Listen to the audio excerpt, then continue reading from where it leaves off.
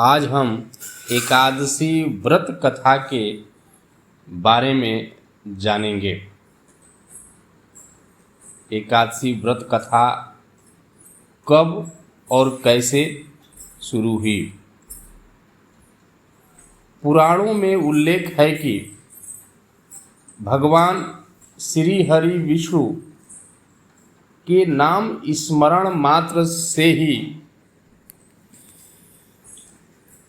सभी पाप मिट जाते हैं, परंतु जो विशेष व्रत है वह है एकादशी व्रत।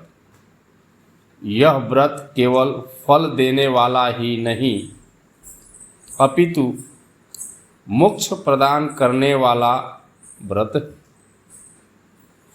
इस कथा की उत्पत्ति स्वयं भगवान विष्णु से जुड़ी हुई है।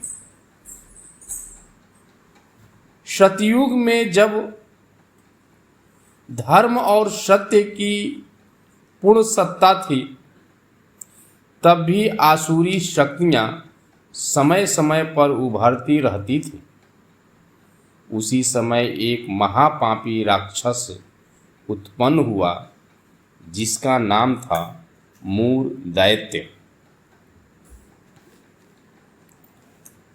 वह इतना शक्तिशाली था कि उसने देवताओं को पराजित कर दिया और इंद्र सहित सभी देवता भयभीत होकर भगवान विष्णु की शरण में जाते हैं। भगवान विष्णु ने देवताओं की रक्षा के लिए मूर दैत्य से युद्ध किया। यह युद्ध बहुत लंबा चला। अंततः मूर दैत्य ने भगवान विष्णु पर भयंकर आक्रमण किया।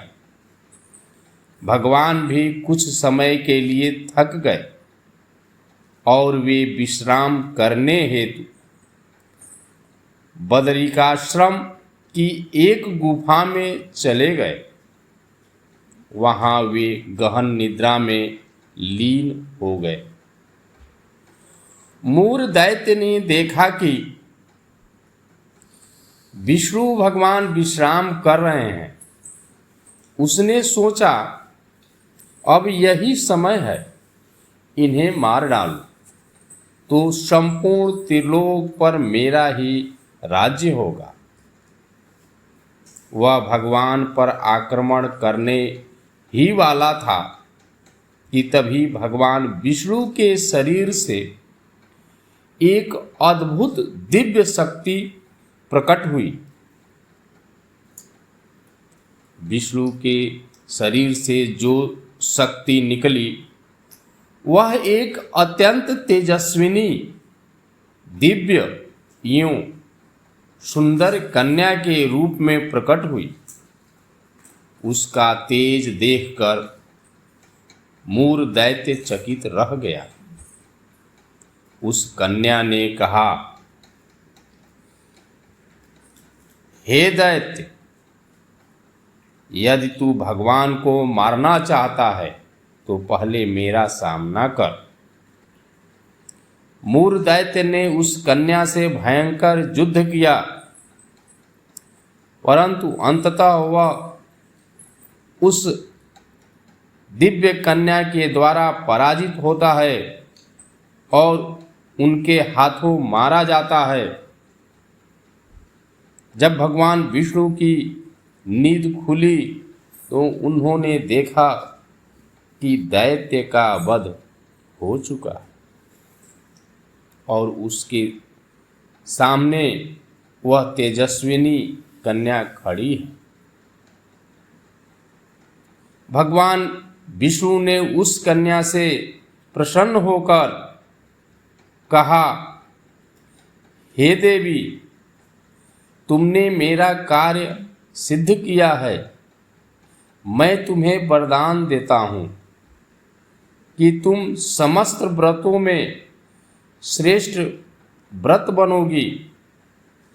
तुम्हारा नाम होगा एकादशी, क्योंकि तुम कार्तिक मास की शुक्ल पक्ष की एकादशी तिथि को प्रकट हुई हो।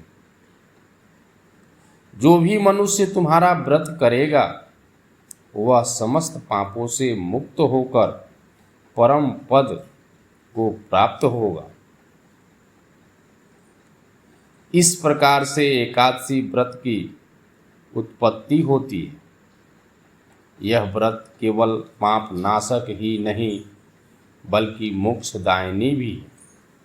इसे करने वाला मनुष्य जीवन के बंधनों से मुक्त हो जाता है।